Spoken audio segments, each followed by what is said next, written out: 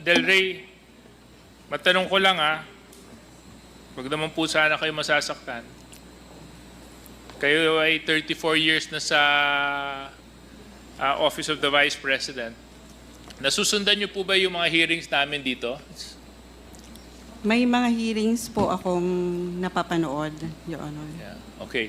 So siguro nakita niyo rin naman yung ilan sa mga red flags at inconsistencies na napansin po ng committee pagdating po sa mga acknowledgement receipts na naisubmit. Hindi po ba? Yes, Your Honor. At ilan din po sa mga lumitaw na mga issues patungkol po sa confidential funds other than the acknowledgement receipts ay yung mga questionable utilization niya. Hindi po ba? Tama po. Aware din po kayo. Ma'am, would you say or to a certain extent be able to determine pagdating po ba sa management ng Office of the Vice President, the same level and style of management was exercised during the time the Vice President was Secretary of Education? Again, Your Honor. Yung management style po, yung pagpapatakbo ng opisina, magkaparehas po ba yung estilo ng pagmamanage na ipinakita ni Vice President Sara sa Office of the Vice President at pati po sa bilang Secretary ng Department of Education?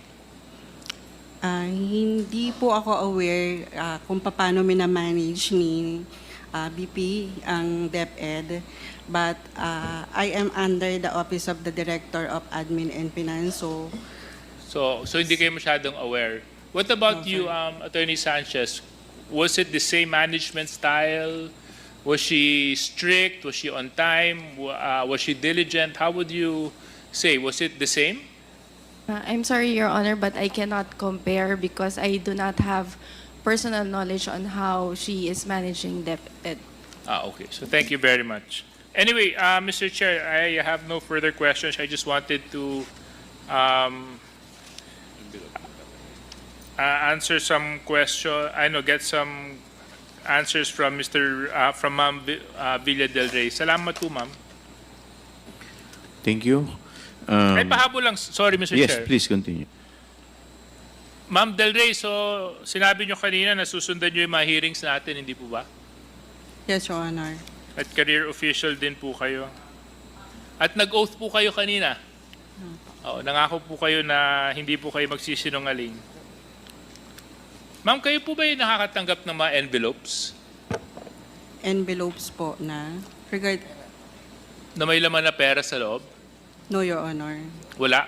No, Your Honor. Kasi sa DepEd may ganun May parang payola silang ibinibigay sa mga pumipirma ng mga dokumento. Sa inyo po,